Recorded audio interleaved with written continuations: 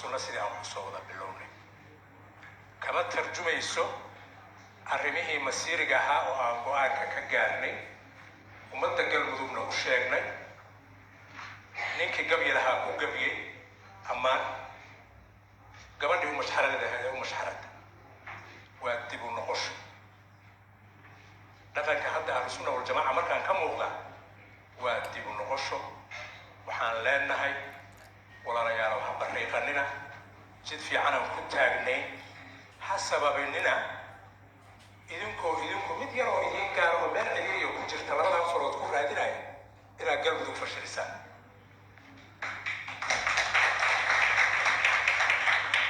fariinta aan idin waday nuxurkeedu intaasu ahaa annaga ka dowlad federaal ahaan waxaan ka shaqaynaynaa inaan ahlusunna waljamaaca wanaaggii aan wax ku wada bilownay lagu wada noqdaan ka shaqaynaynaa la fariisano tabashooyinkooda guddi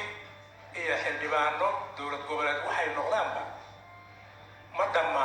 guddi ha laygu daro iyo xoogaa xildhibaanaa ha lay siiyo qiimo astaahila galmudug ha lagu kala taga maaha qiimo astaahila galmudug dhaqankoodu inay yidhaahdaan war meeshiina lagugu yeeray meeshu sidii maahane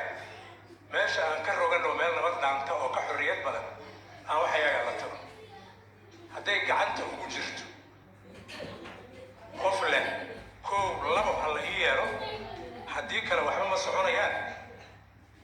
dowlna aan isla sheegnay ahlu sunna deegaanka ay joogto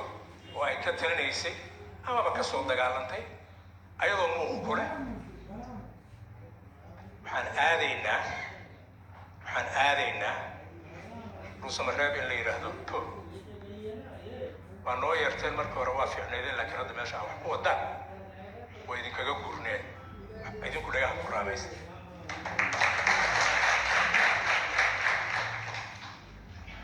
magaala madaxnimadii dhuusamareeb waa ku dhaawac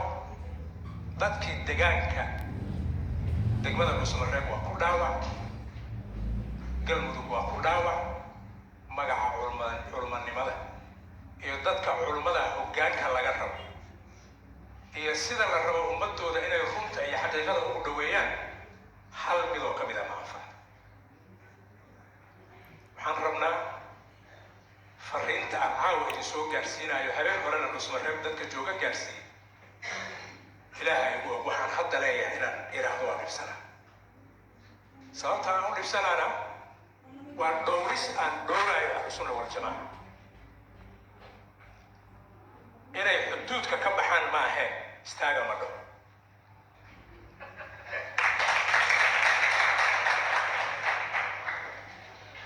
waxaan rabnaa inteeda meeshaan isugu timid iyo inta aan gaari doono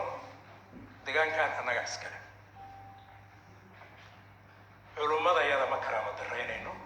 haddaan degaan nahay iyo anaa ballan qaadaya haddaan dowlad federaala nahay ballan anaa qaadaya